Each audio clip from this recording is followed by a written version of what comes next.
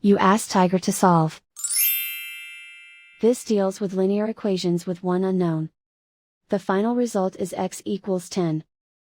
Let's solve it step by step.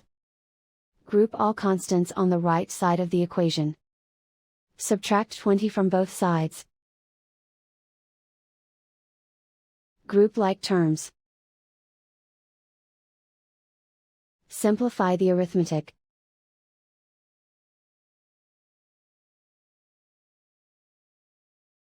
Isolate the x.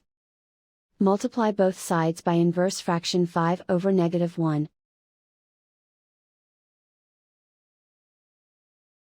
Group like terms. Multiply the coefficients. Simplify the arithmetic.